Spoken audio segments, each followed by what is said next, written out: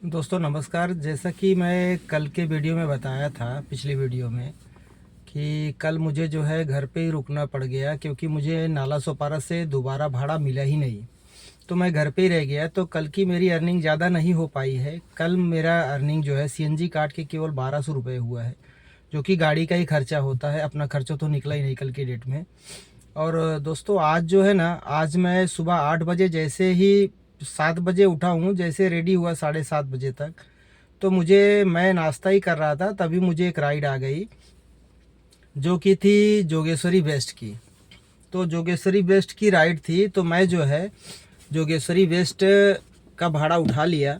और उठाने के बाद में जो है ना, फिर मैं नाश्ते को भी छोड़ दिया और जल्दी जल्दी चाय पिया। चाय पीने के बाद में मैं कस्टमर को बोला कि मैं आ रहा हूँ। कस्टमर मेरे पास का ही था, बगल की बिल्डिंग का था।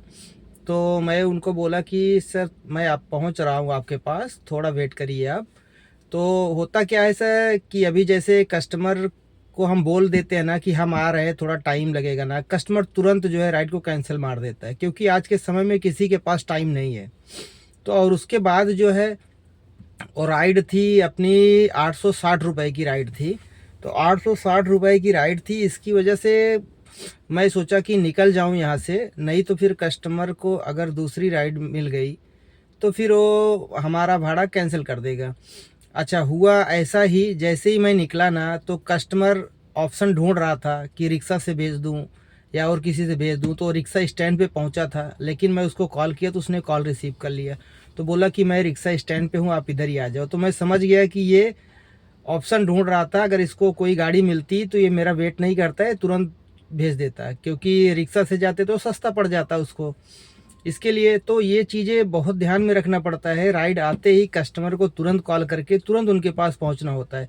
अगर आप बोल दिए कि मैं 10 मिनट में आ रहा हूँ, 5 मिनट में आ रहा हूँ, तो कस्टमर के दिमाग में ना घूमने लगता है कि यार दूसरी राइड देखता हूँ, हो सकता है उसमें सस्ता मिल जाए।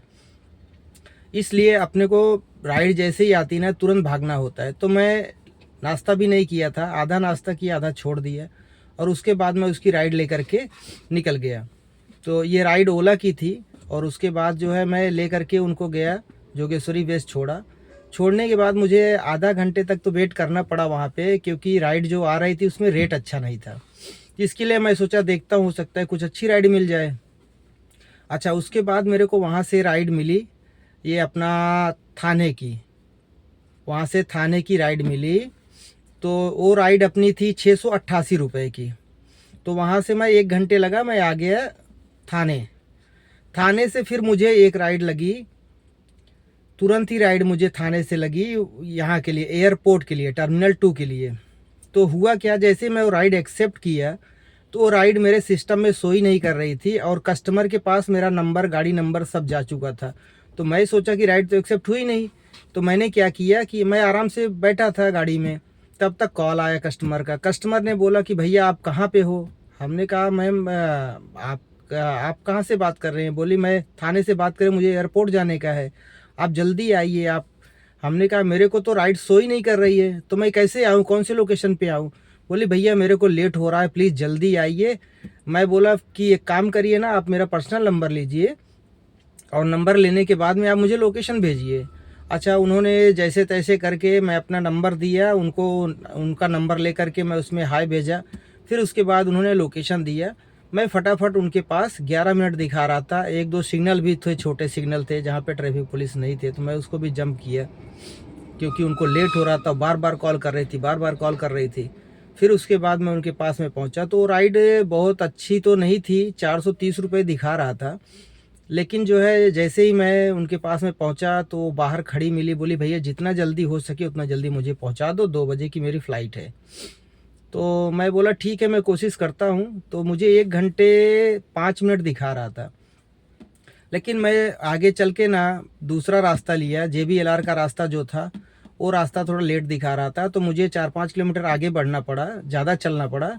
लेकिन मैं सोचा कस्टमर को लेट हो रहा है तो इनको टाइम से पहुंचा देते हैं, नहीं तो इनकी फ़्लाइट कैंसिल हो जाएगी, तो इनका नुकसान हो जाएगा।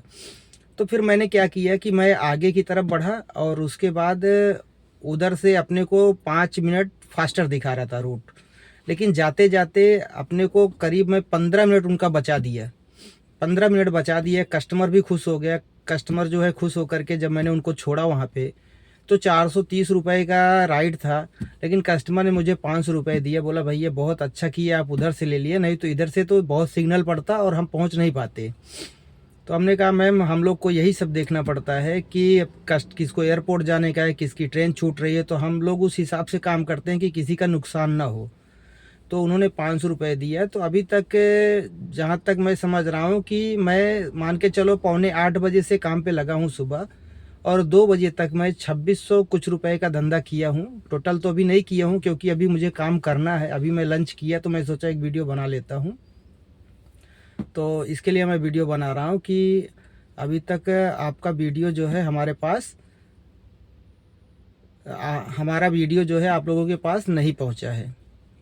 ठीक है, तो अब हम लंच कर चुके हैं और फिर हम राइड मारना स्टार्ट करेंगे। फिर आगे वीडियो में हम आपको बताएंगे कि आज हम दिन भर में टोटल अर्निंग कितना किए, सुबह 8 बजे से लेकर के अभी शाम को देखो कितने बजे तक काम करते हैं। क्योंकि कल की भी डेट में हमने काम नहीं किया था, तो इसके लिए आज हमें थोड़ा ज़्यादा काम करना पड़ेगा।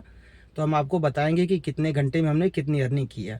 अभी हम मान के चलिए 8 बजे से ही लेते हैं हम अगर राइड को, तो 8 बजे से पकड़ते हैं। 8 बजे से 2 बजे तक हम जो है अभी तक 2600 कुछ रुपए का मान के चलो 2650 के समथिंग जो है मैं काम कर चुका हूँ।